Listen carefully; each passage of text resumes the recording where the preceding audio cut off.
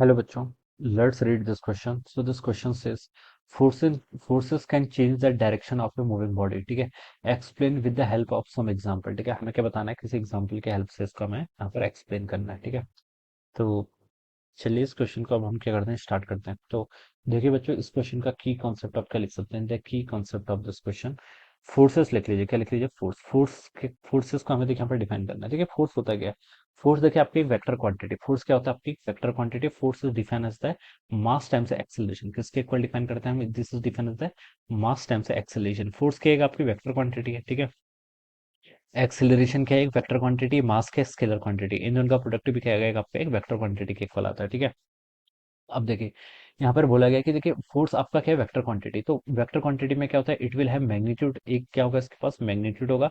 और दूसरी टर्म क्या होती है आपकी, direction. Forces will is a vector quantity, so it will have magnitude plus direction. इस पर मैग्नीट्यूड भी होगा और क्या होगा आपका, डायरेक्शन भी होगा. ठीक है, अब बच्चों देखिए यहाँ पर हम क्या बता रहे हैं, मैग्नीट्यूड प्लस डायरेक्शन दोनों क्वांटिटीज पर है.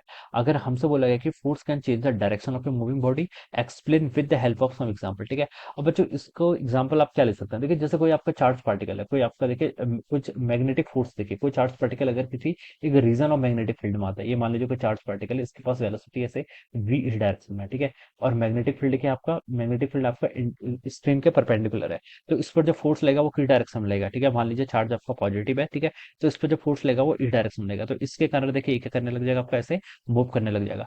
तो पार्टिकल की देखिए वेलोसिटी की डायरेक्शन ऐसे थी, लेकिन इस पर जो फोर्स लग रहा है वो क्या लग रहा है, आपका अपवर्ड डायरेक्शन में लग रहा है. फोर्स इस डायरेक्शन में लग रहा है. तो पार्टिकल देखिए कंटिन्यूअसली क्या जा रहा है, आपका ऊपर को इसकी जो पाथ है, ठीक है, इसको जाना तो ऐसे स्ट्रेट लाइन की लॉन्ग चाहिए था, लेकिन यहाँ पर एक मैग्नेटिक फील्ड है. मैग्नेटिक फील्ड के कारण इस चार्ज पार्टिकल पर क्या लगेगा, आपका मैग्नेटिक फोर्स लेगा. और इस मैग्नेटिक फोर्स के कारण चार्ज पार्टिकल का जो पाथ है वो क्या हो जाता है, आपका डेविएट हो जाता है. ठीक है, तो हम ऐसे इसको एक्सप्लेन कर सकते हैं. इसको हम कैसी भी तरीके से एक्सप्लेन कर सकते हैं. कोई इलेक्ट्रिक चार्जेस भी है मान लीजिए, ठीक है, वो किसी एक इलेक्ट्रिक फील्ड के रीजन पर रखा हुआ है. ठीक है, एक चार्ज पार्टिकल के पास देखिए इनिशियल कुछ वेलोसिटी v इस डायरेक्शन में है, और मान लीजिए किसी ऐसे रीजन पर आता है जहां पर आपका इलेक्ट्रिक फील्ड इस डायरेक्शन में है. तो इसके कारण भी देखिए इसके डायरेक्शन ऑफ मोशन क्या होगी, आपकी चेंज होगी. ठीक है, तो हम इसको कैसे भी एक्सप्लेन कर सकते हैं. Alright, this is an example. यहाँ पर देखिए सर्कुलर मोशन का एग्जांपल देख लीजिए. सर्कुलर मोशन के कारण भी देखिए कोई ऑब्जेक्ट आपका सर्कुलर मोशन कर रहा है. ठीक है, उसके पास वेलोसिटी ऐसे टेंजेंशियल इस डायरेक्शन में होगी. ठीक है, लेकिन इस पर देखिए सेंट्रीपिटल फोर्स लेगा. सेंट्रीपिटल फोर्स लेगा, सेंट्रीपिटल फोर्स इस डायरेक्शन में लग रहा है. तो पार्टिकल क्या करेगा, कंटिन्यूअसली आपका इस